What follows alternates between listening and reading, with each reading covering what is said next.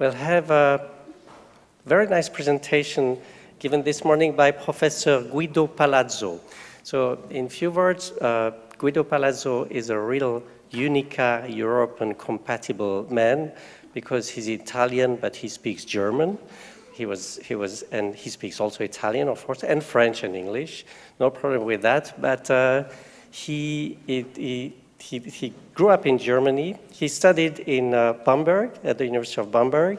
He graduated and had his PhD in Marburg in Germany. He's professor here at the Department of Strategy, Globalization and Society at the Business School.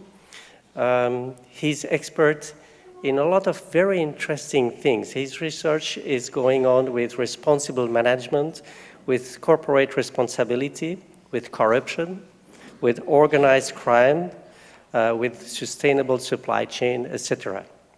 He has, since 2 weeks, a fantastic MOOCs. I hope you'll give the coordinates of that, because that you should really look at that. And talking about MOOCs, who has an iPhone? Raise your hand. Or any kind of cellular phone. So good. So that was actually a trick. Anybody of you who use supply of inequitable origin, like coffee, chocolate, t-shirts, iPhones, you'll feel very bad after his talk. So I hope you had a coffee before. Guido?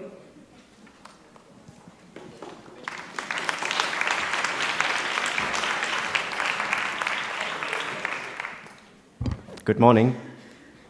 Well, I think I will not make you feel bad because of the stuff you buy, because you feel bad because of your party yesterday maybe already. And as Philippe said, I'm a professor of business ethics at University of Lausanne, but I will not talk about business ethics today. I will talk about something else. You have seen the title, Crisis of Higher Education, but maybe I even talk about something else than that. When I started my studies in March 1989, I could not know that a perfect storm was building up around me. I could not know that the 20th century would end with my semester. In March 1989, when I started to study, Tim Berners-Lee invented the World Wide Web here around the corner in Geneva in the CERN. On August 19, during my semester holidays, Hungary disabled its physical borders defenses with Austria. And on November 9, my second semester had started 2 weeks ago, the Berlin Wall collapsed. I remember that day very well because I was watching soccer and I was very angry when they interrupted the soccer game. I did not realize what importance this day had at that very moment, of course. When this semester was over, the world was a different one. We had entered the 21st century.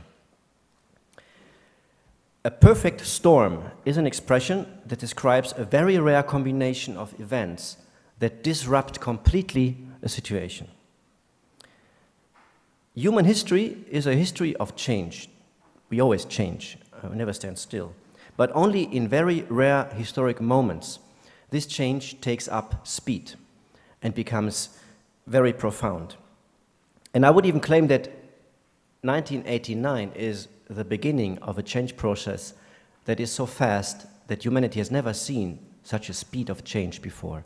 And you know, if you change at high speed, the problem you get is that the routines you learned, the solutions you learned, the values you have, the beliefs you hold, and the challenges that you face no longer fit. So these disruptive moments are always a time of crisis, of disorientation. And this is what I want to talk about today.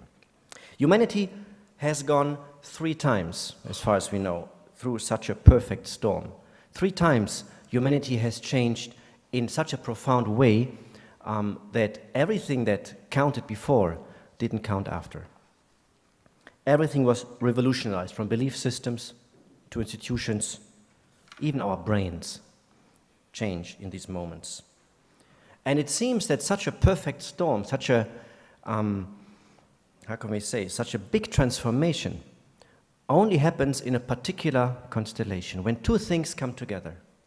The first thing is changes in information technology, and the second is a disruptive socio-political event. The first of these three big transformations happened around 700 to 500 before Christ, when the ancient Greek society became the cradle of the European civilization. The two events that coincided here, as I said, information technology change and a socio-political disruption, were first the invention of the alphabet by the Greek and the radical reform of the Athenian king Solon in around 594, in which he revolutionized democracy in Greece, in Athens in particular. And this was the moment when the so-called golden age of Greece started. The second big transformation happened in the 15th century, and it concluded a long period that we normally call the Dark Middle Ages. For about 1,000 years after the fall of the Roman Empire, there was not big change happening in Europe. Everything was standing still, more or less, until 1436. This is what we assume. This is the year when Johannes Gutenberg invented the movable types and thereby introduced book print. And in 1517, as I said, there always have to be two events that come together. The first is information technology revolution. The second is a political event. And this event happens a few decades later in 1517, when Martin Luther hammered his 95 Theses on a church door in Wittenberg in Germany. So again, this coincidence of these two events changed the face of Europe at high speed and kicked off what we later called the Enlightenment and modern science. The third big transformation is the one we are just started in 1989. We're in the middle of that, or at the beginning, our own revolution. The internet coinciding with the fall of the communist system. As the Italian philosopher Antonio Gramsci once said, history is a great teacher, but it has no students. If we want to understand what's going on right now around us, we have to analyze carefully what happened during the other two big transformations, because then we can see in what kind of directions our own big transformation is driving us. So let us look at these two big events, and let us look at the first one, the Greek one, to start with. We do not know exactly when the alphabet was invented, but we know that it happened between 700 and 500 before Christ, somewhere in the countryside of Greece, of Athens, sorry. The Greek society, until the invention of the alphabet, was basically an oral society. If you want to understand the transition from an oral society to a literate society, you just have to compare the work of Homer, the Iliad, for instance, the journey of Ulysses and the war, the wars around Troy. Compare this with the writings of Plato, who came a bit later. And you see the difference. Of course, we do not know how oral cultures really looked like at that time, because paradoxically, we only have texts to analyze it. But these texts, like the ones of Homer, they still transport the spirit of an oral society. What is an oral society like? Well, if you look at the text of Homer, what you see is he writes in rhythms. A rhythm made it easier for people to learn texts by heart, and this is basically what texts were for, learning them by heart. In fact, the Greek citizens had to sing these texts in their theaters. Text followed a clear structure, with some heroes going through some actions, some situations. These texts, they are drafted for the ear, not for the eyes. They are action-based, as I said, because action can be remembered better than abstract things. So these first texts that we have that are basically translations of oral thinking, they are not abstract. They do not go into deep thinking. They just are what we maybe would today call an action movie. The Greek citizens, they are singers, they're memorizers, they're reciters, they're dancers, because you memorize with your whole body.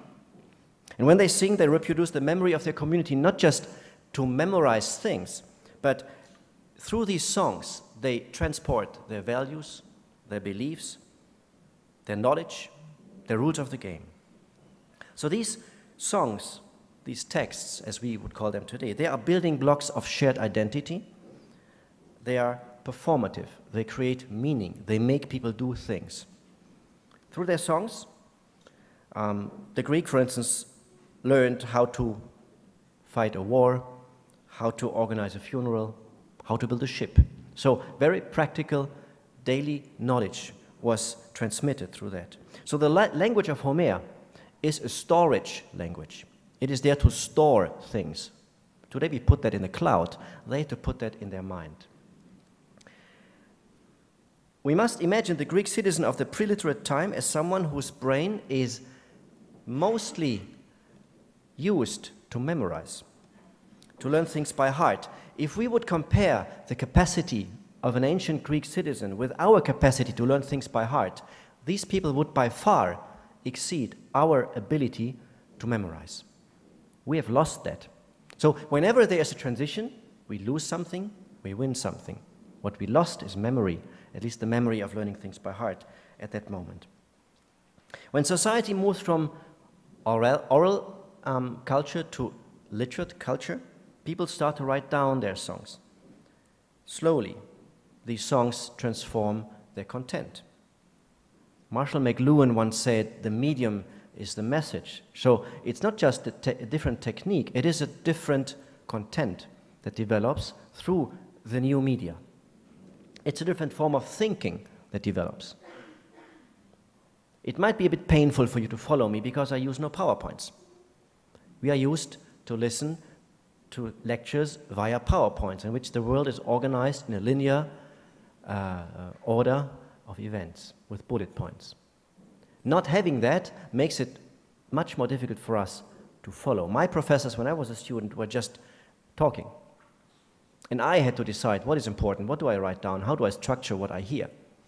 Today, you are more or less consumers because you get things pre-structured via PowerPoint. This changes the way you think. And we think as the ones who produce the PowerPoints. So, with the writing, poetry is losing its functional purpose.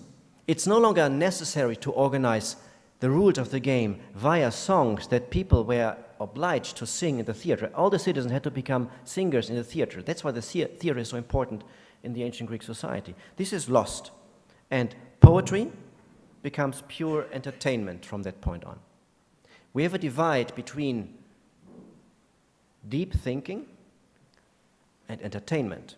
So Plato makes this sharp difference when he says, well, the philosopher is different from the poet. And the poet is no longer important. Philosophy is invented, with Plato pretty much. The self is discovered. Identities, individuals, played no big role in these old oral traditions. Of course you have heroes, but these heroes are just patterns, role models, for something you want to transport. They don't have an identity. It's not about what they think and who they are. It's about what they teach through their behavior, what you learn from this behavior. How did higher education take place in this oral culture? Well, philosophers were very often walking around in Athens, and the students behind. Professors talking, students learning by heart. There was no reflection, no critical thinking, no challenging. If you read Plato and the story about Socrates, you see that when philosophers start to challenge the oral fixed patterns of thinking, they are in danger, and Socrates is killed because of that. By the way, Aristotle studied for 20 years with Plato before he became a professor himself, so 40 semesters. We would kick out such a loser of our universities today. With the transition to literate storage, our mind is freed for critical thinking, for abstract thinking, because we do no longer depend on presenting things in a certain rhythm, in a certain action-oriented way. We can move from action to being, to deeper questions.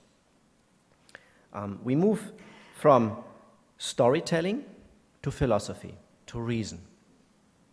Let us have a look at the second big transformation, of which we know much more, the one that McLuhan later called the Gutenberg Galaxy. What happened there? Before Gutenberg, as you might know, books were produced by hand. Copy and paste. If you do copy and paste today, again, you might get fired from your university. But at that time, copy and paste was a decent profession. Monks were doing this. About 10,000 monks produced 1,600 pages each per year. That was pretty much the whole book printing, or the book producing industry. Those monks copied a very narrow range of topics, as you can imagine. The Bible, stories of saints, a bit of Greek philosophy, as long as it fitted with the Christian philosophy, a bit of geography and statistics, and all of this in Latin. The first universities, they are founded in monasteries by monks and for monks. So you see, the Catholic Church, not Catholic, the Church at that time, there was no Catholic, had the monopoly over the production of knowledge. They could decide what will be disseminated as knowledge, about the access to knowledge, because who could read at that time in Latin? Most of the time just the monks themselves, the church people. And third, another form of access is the access to the monasteries, to the universities. It's all in the hand of the church, a perfect monopoly. And then came Gutenberg. And a few years after Gutenberg invented book print, less than 40 printers could do the work of the 10,000 monks. 40 printers. Before Gutenberg, as I said, books were printed mainly in Latin. Now they are published in all the language people speak across Europe. The content is changing from Christian content to all kinds of things. Philosophy, critical philosophy, novels, poetry, pornography, of course. Civil society in Europe emerges in the coffee houses in the big cities where people start to discuss the same books, the same poems, the same texts, and develop their own ideas of it. Scientists spend most of their time in the shops of the printers to correct them. Because if you can imagine, if you do copy and paste by hand, you make a lot of mistakes. Just imagine you would have to copy the Bible by hand. It takes you a few years, you make tons of mistakes. The guy who then copies your copy adds some mistakes, and over time, the content gets changed. There is no idea of accuracy in that world, of precision. This comes with book print. When the people have, when books are printed in high volumes, and you can compare, and you go to the shop of the book printer and you show the mistakes. And in the next edition, these mistakes are removed. Science is building on one big idea, which is the idea of precision, of carefully thinking through things, avoiding these mistakes. This comes with book print as well. So the church is losing its monopoly over science. Science can start to explode. Knowledge is no longer controlled. Critical thinking develops. Science would not be thinkable without book print. So, as I said, the idea of accuracy and precision comes with the book print. The accurate reproduction of knowledge, the standardization of knowledge, the unification of knowledge, all that is so important for science today starts with the book print. Book print caused the modern linear thinking, the thinking in linear chains of events, cause and causal relations. McLuhan calls this the age of the Gutenberg Man, and we lived in the age of the Gutenberg Man until the late 20th century, probably until 1989. All our senses that we used in the oral culture, as I said, they are dancers. They use their brain, their ears, their eyes, the smell. We zoom it down to the visual perception. Gutenberg Man is a reader. All the other senses are pushed to the background. So the modern scientist is the result of book print. This, of course, is only half the story. I told you there are two events that have to come together. An information revolution and a socio-political event. And this was, as I mentioned at the beginning, Martin Luther in 1517. That's the perfect storm that builds up with Gutenberg and Luther. Martin Luther basically was a monk who criticized the practice of the church to trade forgiveness of sins against money. He was against this idea that God's forgiveness could be bought against money. Why did the church do this? Well, they needed money. The Pope in Rome was building a new church, the Vatican. He was sitting in the Lateran palace before that. It was too small. He wanted a bigger building. He needed two things, money and stones. Stones he took from the Roman Empire. So he dismantled the Colosseum and other things. The money he took from the Christians who asked for forgiveness. Luther rebelled against this idea, and he hammered his thesis on a church door in Wittenberg. This would have been just a little episode, long forgotten, without book print. Within 3 years after Luther did this in 1517, 300,000 copies of his text in all European language were distributed, read, and discussed across Europe. This kicked off the split of the church into two, Protestantism, Catholicism, which kicked off the 30 Years' War between these two religions, which kicked off with the end of this war, the Peace of Westphalia, the modern nation-state system. So you see, there's a line that goes from these two events that coincide to our modern world. And this is not the whole thing. So it's not just the political world that gets changed. It is also the value system, the self-awareness, all these more deeper elements of our identity that get changed. Luther challenges another element of the belief system of his time. He says, why should I speak with God through the priest, who, for me, talks with God in Latin? Why can I not talk with God myself in my language directly? This is the beginning of what Ulrich Beck, the sociologist, later will call individualization. I am someone. I have my own identity, my own values, my own access to God. So if I have my own access to God, I can think about who I want to be, what I do with my life. So all these elements of modernity, they start there.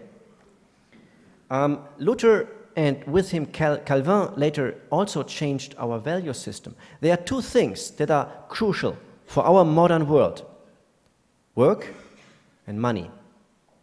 The modern world is a world in which capitalism is dominating what we think and what we do. And you need a positive understanding of work and of money.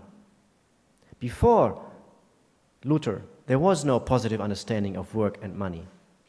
What was work? Well, work was God's punishment. One day, Adam and Eve lived in paradise. They had everything. That's what people believed, at least at that time. And then they eat from the tree of knowledge. Another way to science, by the way. They eat from the tree of knowledge, and God expels them from paradise. What is the consequence? Well, two main consequences. The first one is diseases. The second one is work. You have to work to survive. You have to cultivate your soil in order to get your food. It's hard work, it's dirty, it's not pleasant. So work is negative. Luther turns this around. He defines work as a service of God. Of course, he's a monk. That's what monks do. They pray and they work. Ora et labora. Calvin adds by turning around the understanding of the second value, money. If you were a manager in the Middle Ages, they wouldn't call it managers, merchants, like the Medici or the Fugger, you would go straight to hell after your death, because making money was against God. You would go straight to hell. This is, by the way, how philanthropy was invented. If you go to some churches in Florence, you see that there are some pieces of artwork with a little inscription, financed by the Medici family. They tried to buy forgiveness for their richness by giving money to the church. Making money was negative. But the most horrible thing you could do was making money with money, banking. If you look at paintings from the Middle Ages that show how people imagined hell. For instance, the painting of Fra Angelico. You see that hell was imagined as a house with different chambers. And in these chambers, there were torture instruments for the different types of sins. And one of the rooms with the most crucial torture instruments was a room just for bankers. Today we would say they deserve it, but that's a different story. So, what Calvin does is he says, well, God has decided already whether we will go to hell or to heaven when we are born, because God knows everything. So we cannot change His will while we live. The only thing we can do is we can try to read God's will and to find out whether we are among the chosen ones. How can we do this? Very simple. If we are successful in this life, we are among the chosen ones. If you become super rich as a Fugger or a Medici, you are among the chosen ones. Money becomes a signal of God's election. And now you have the two elements that you need to build up capitalism. If you go to hell because you make money, you can understand this is not a good incentive to become a merchant. But suddenly, capitalism could build up. And it developed, no surprise, Max Weber shows this much later, in the Protestant cities in Europe. And from there it spread across Europe. So you see, the new technology is not just changing technology, it is profoundly changing the way we think about the world. It's a different world that builds up. The Guttenberg Man that emerged from this coincidence of book print and Protestantism is a person who turns inward, from investigating nature or God to investigating his or her own mind. Who am I? Why am I here? I think so I am. Je pense donc je suis. René Descartes, one of the main minds of this Enlightenment phase. The only reliable source of knowledge is my mind. Immanuel Kant later will say, sapere aude, dare to think. Use your brain, because that's the only source in which you find answers. Not outside in the world, not in God, not in nature, as Aristotle thought, in yourself. So Gutenberg Man becomes someone who rationalizes his world by using his or her brain. He becomes a scientist, a manager, a bureaucrat, an engineer. So all these profiles that use this new knowledge and that change the surface of the world. As the transition from orality to literacy, the book print did not just introduce new information technology, it changed society in all its dimensions. Our values, our way of thinking, our institutions, our brains. The second revolution of Gutenberg partly just reinforces things that have been done or kicked off by Plato already much earlier. And again, when we talk about our own information revolution, we will see it's not just always disruptive, it is reinforcing and accelerating what is already there, for instance, hyper-individualization processes. So what happened if we combine Plato and Gutenberg is that we have the birth of abstract thinking, of analytical thinking, the rejection of emotions as something serious, the emphasis on reason, and the concentration of the visual perception of the world. And these changes, they drive all the inventions of modernity. They are the foundation of the Industrial Revolution that comes later, and of course of modern science. We are now at the beginning, as I said, of a third big transformation with our own coincidence of a new information technology, the internet, and a socio-political disruption, the fall of the Berlin Wall. When the Berlin Wall came down, the whole planet turned into one big playing field, in particular for corporations. The whole planet, since then, became a big market society, just applying the logic of the market society that was out there already before. Much of what we can say about this change will be speculative, because we are just at the beginning. We can only with a hindsight really understand what is happening. We are at the beginning. We are trying out things. We are moving forward in the fog. But there are a few things that we can see already that change drastically. The first thing that is changing is that the nation-state system that was so carefully built up after the Peace of Westphalia is about to disappear. The world will get organized in different structures, maybe along tribes, maybe along religions, maybe along the interest spheres of multinational corporations. What happened after the fall of the Berlin Wall was that two organizations discovered the potential of the world now being one playing field for everyone. First, of course, organized crime. The Italian mafia is the first organization that goes global. But then corporations follow. In 1989 roundabout, especially exactly at the time when the wall collapses, the first companies start to outsource production. Levi's, Nike, they move production to other countries. And if you move production to other countries, you build up what we today call global production networks. What does that mean? Well, there was always global commerce. The Romans already had networks of commerce until India.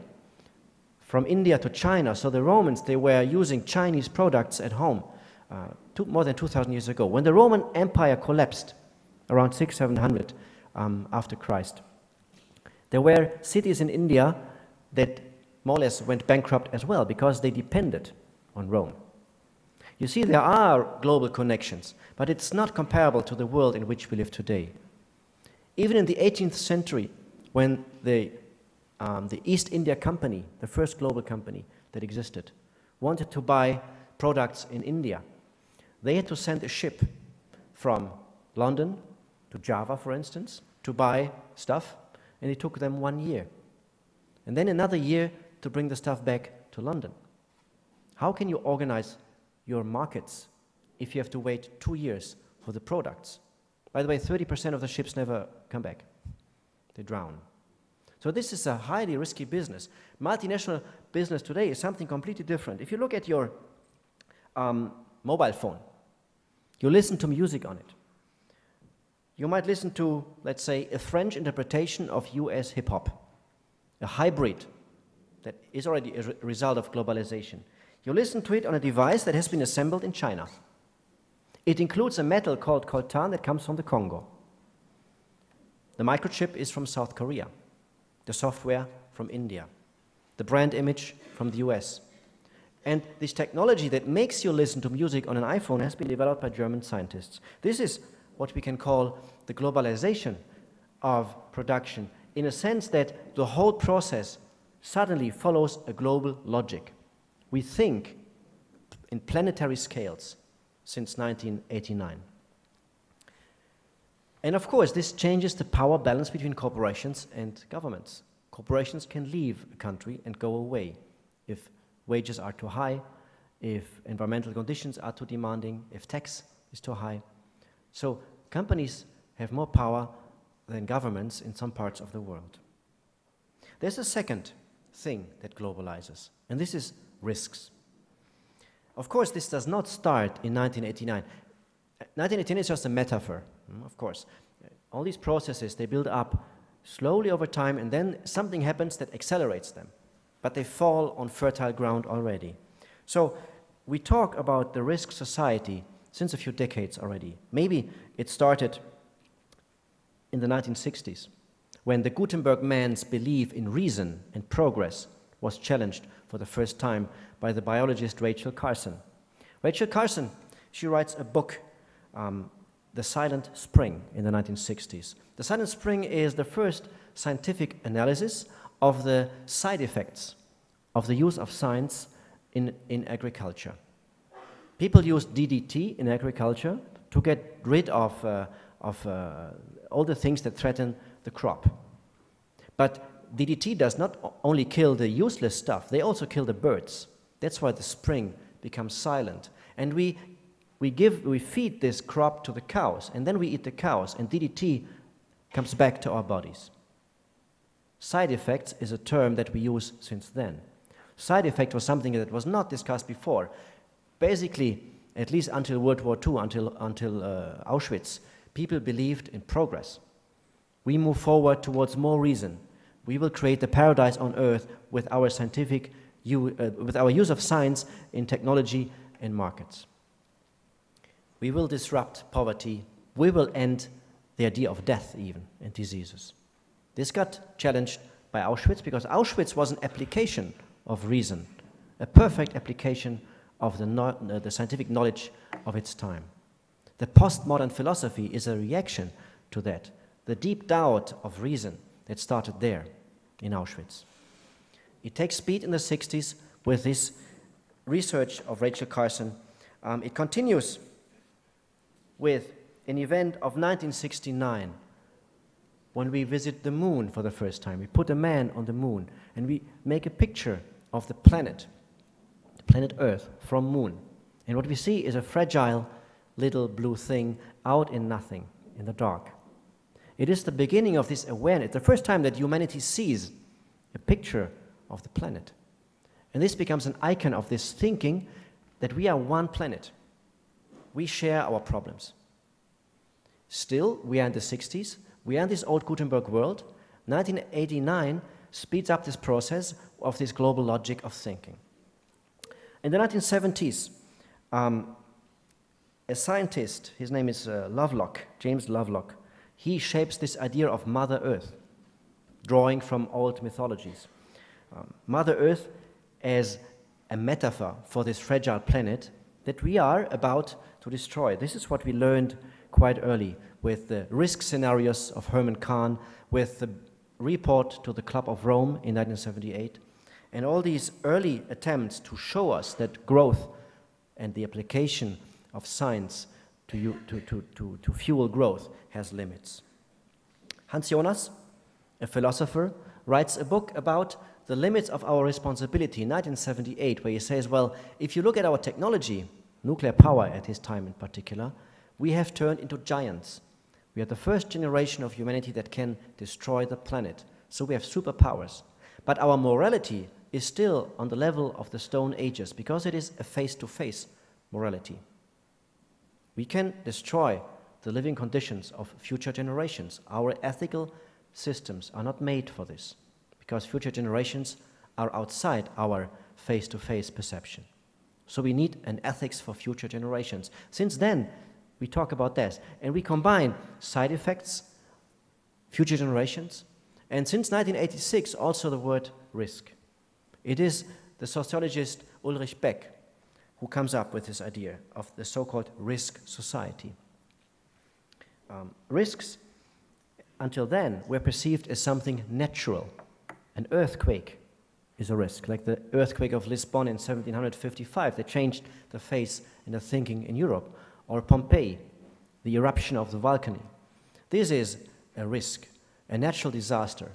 And suddenly, we realize that the most important risks that we are facing today are man-made risks. He publishes his book called The Risk Society in 1986. A few weeks later, Chernobyl explodes, which made him the most famous sociologist of our time, because he had a good timing.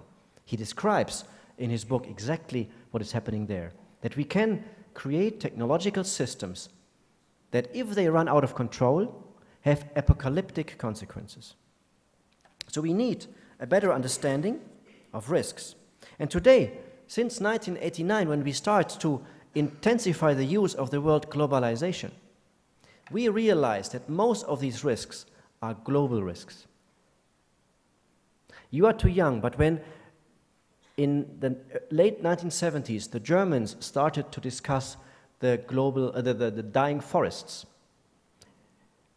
There was a heavy problem. Their forests were dying. They panicked because of the pollution. The French, they observed that, and they did not even create a word for it. They used the German word and pronounced it the French way. They called it le Waldsterben, which is the German word for dying forests, the French pronunciation. This signals the thinking of this Gutenberg Galaxy. We think in national containers. We have national problems. Waldsterben, dying forest, is the German problem, not ours. Of course, dying forest, since then, have also led to a French word, and we have realized that these disasters do not stop on borders. And we slowly understand that most of the problems we face today, most of the deepest problems we have are global problems. Global warming, the overfishing of the oceans, the accelerated loss of biodiversity, the control of organized crime of financial markets, new epidemics like Ebola. All these phenomena, they follow a global logic, not a nation-state logic. We do not know how future generations will call our time, but we know how we call it. We call it globalization. We call it globalization. And again, this transformation will beyond any doubt transform at high speed how we live, how we build up our institutions, the values we have, our brains. I called my presentation The Crisis of Higher Education. You might wonder, what the hell is he talking about? Nothing to do with higher education. Well, I'm convinced that if we want to understand where our universities stand and where they go, we have to understand how the context in which these universities are change. Our mind is made in a way that we are very strongly holding the routines that we learned. And even if the world around us is changing, our belief systems for a while are much stronger. We continue to believe that. Leon Festinger, the psychologist, found this out in the 1960s. He observed a Christian sect in the US. And this sect was convinced that Jesus would come with a spaceship on a certain day to a particular hill and pick them up and bring them to heaven. So they sold all their property, they sat on that hill and they waited for Jesus. Festinger was with them, and he was wondering what will happen if Jesus doesn't come. He was convinced that they probably will wake up, think, how stupid could I be? But guess what happened? People started to rationalize the absence of Jesus. We do not deserve it yet. We made something wrong. We misinterpreted the date. He comes later. So they kept to their belief system despite the facts that were changing around them.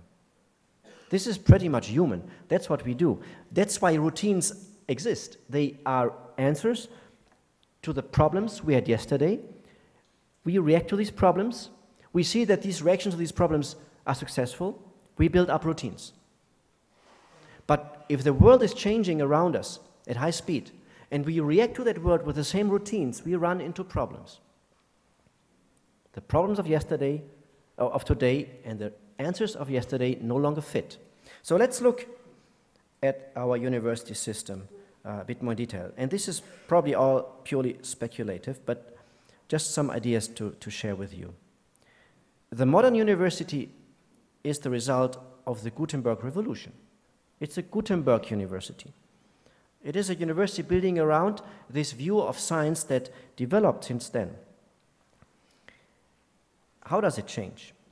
If we look at the two pillars of universities, research and teaching, we see some changes already going on, profound changes.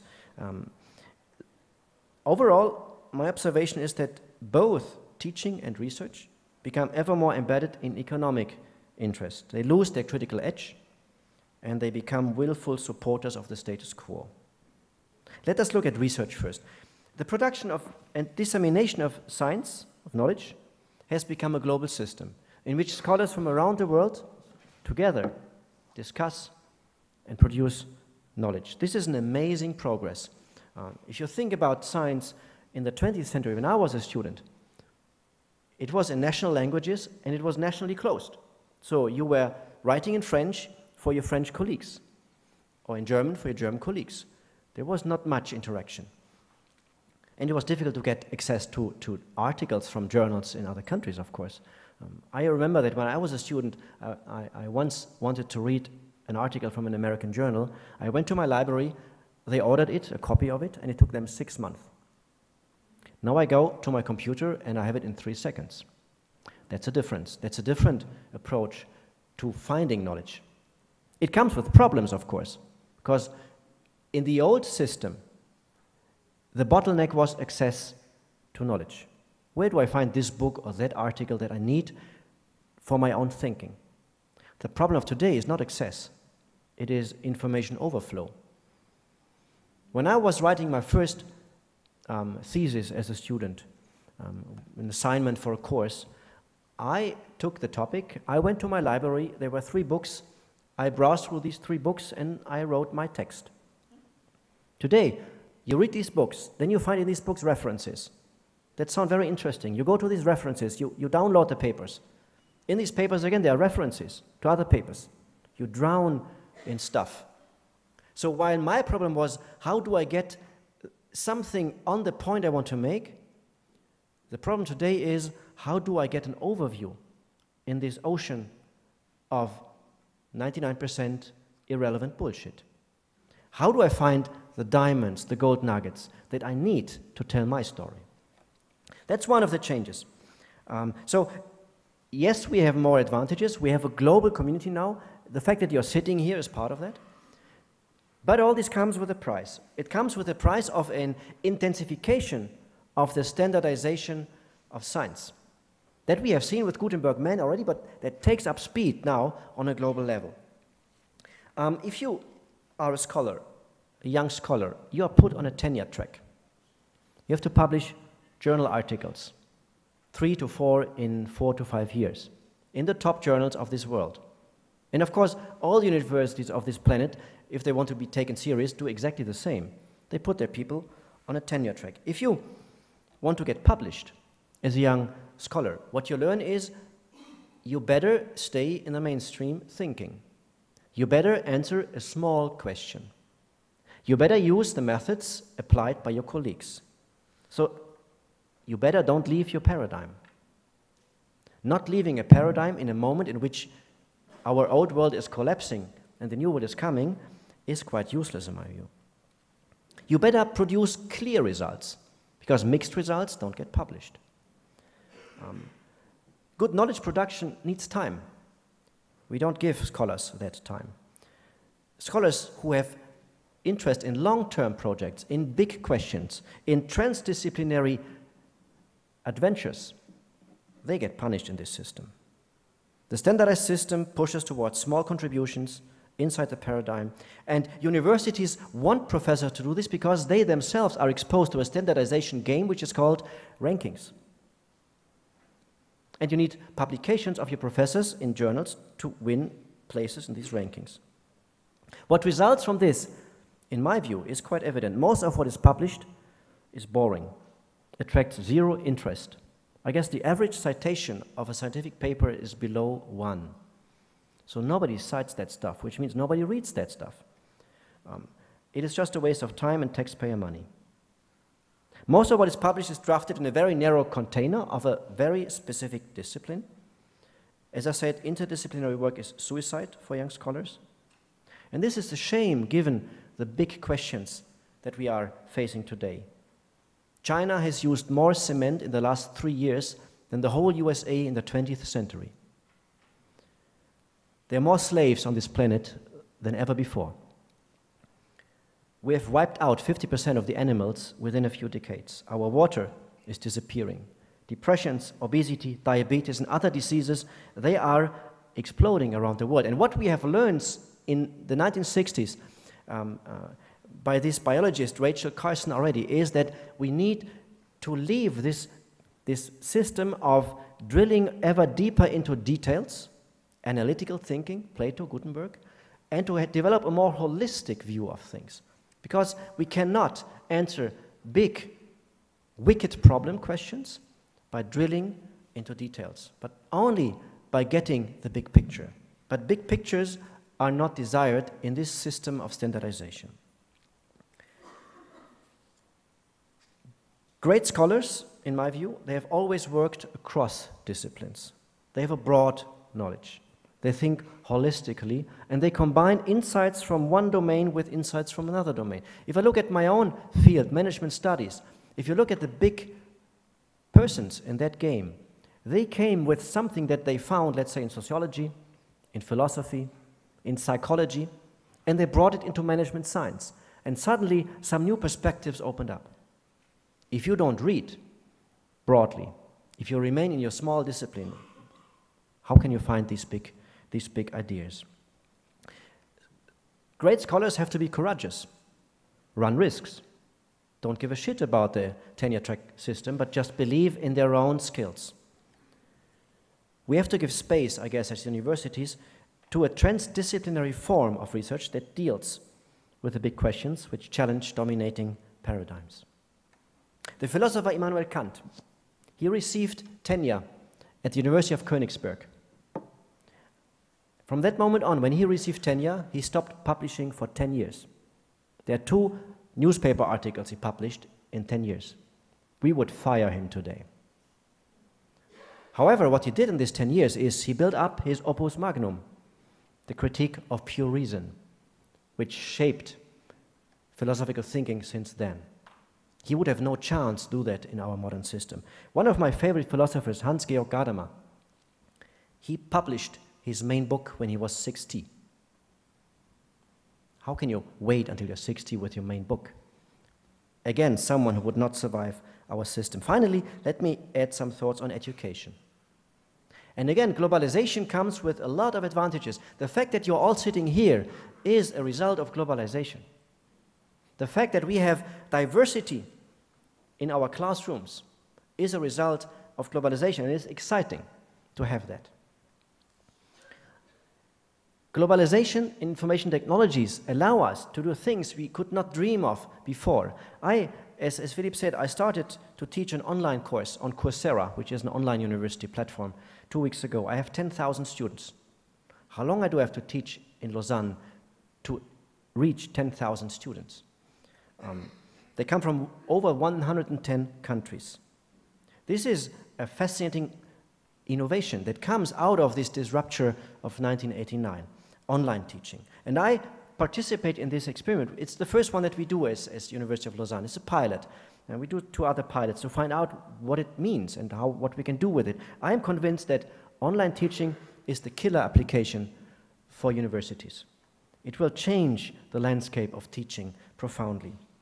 Just imagine you have the choice between a superstar Harvard professor like Michael Sandel teaching your course on ethics online and your boring, unknown professor at your unknown university. Whom would you choose? The answer is obvious. And if this professor is even free of charge, you can go and watch and learn and interact and make credits without paying. There's even one reason less to study at your university, to go there in the morning at 8 to see someone who is doing boring stuff. No, you study when you want, with whom you want, and you learn the same. It's a different form of learning, but it is something that is here to stay, I guess. Maybe not in the form as it is right now, because even if you compare New Economy 2000 with New Economy today, it's 2 worlds. But New Economy today started there. It developed from there. So I believe that a lot of universities will just disappear. The production of courses will focus on some big places, and we in the local universities might just become tutors of the other famous professors. Who controls this system? That's a big question we have to ask. It's private corporations who want to make money, like Coursera. Who decides on courses? How critical can you be? What's the price of standardization if all the universities get fused into a few courses? Only one course on ethics, only one course on whatever.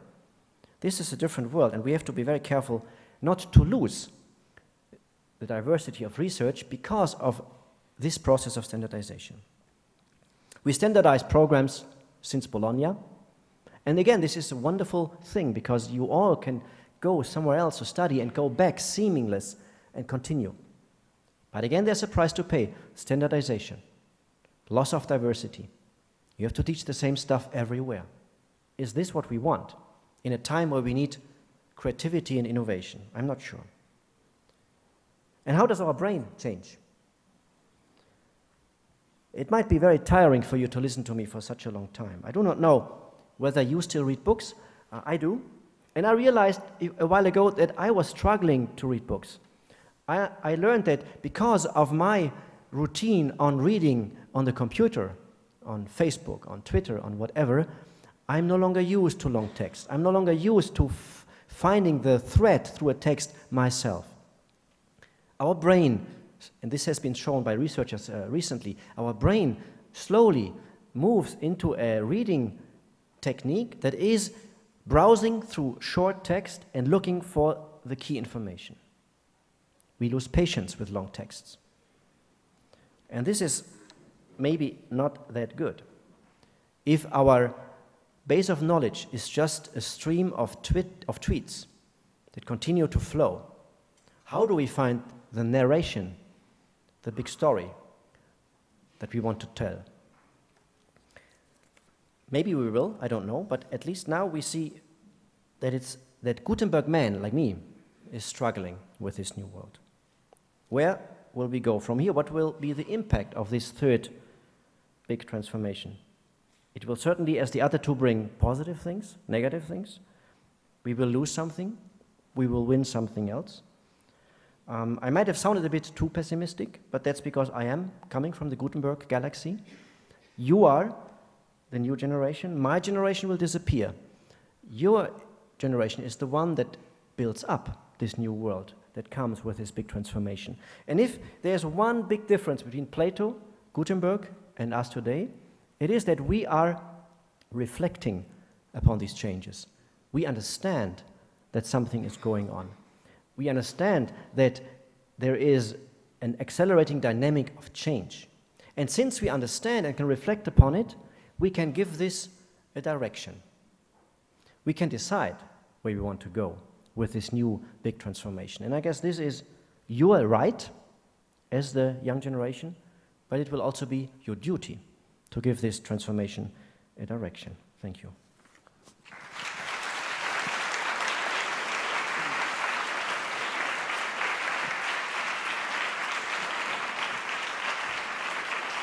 Thank you. Thank you very much, Guido.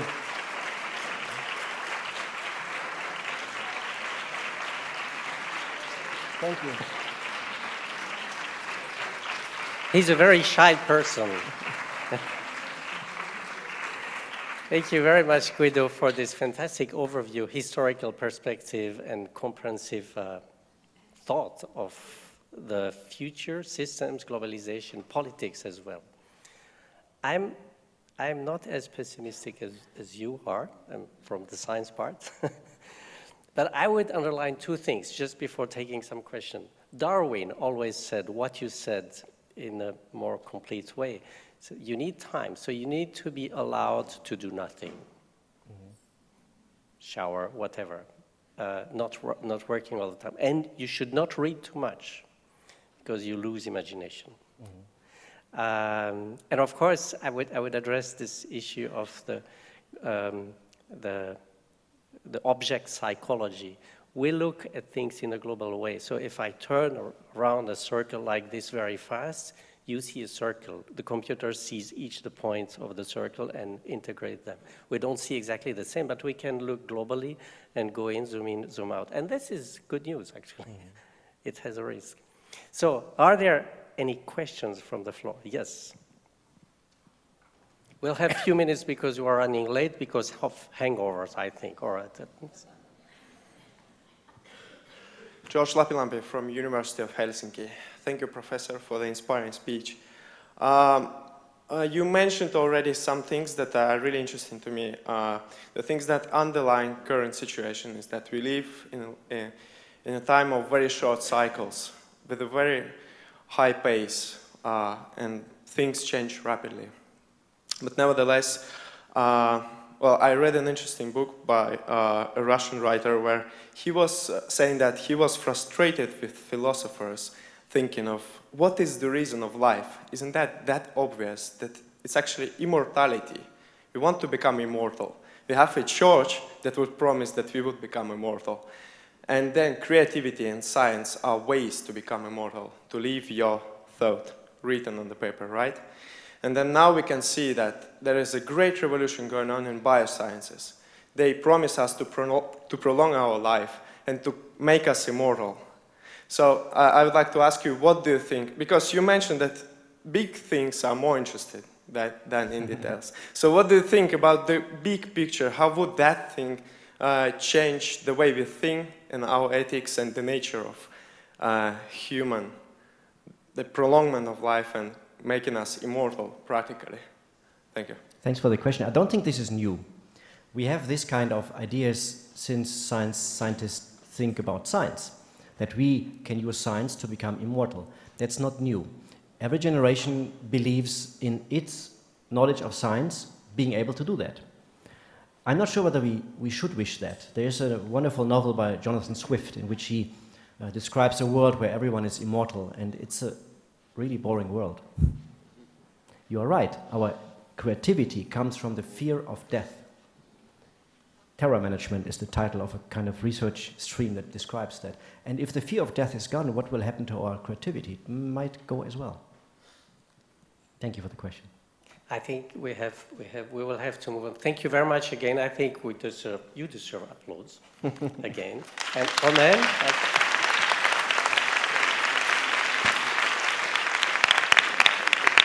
And now, merci beaucoup.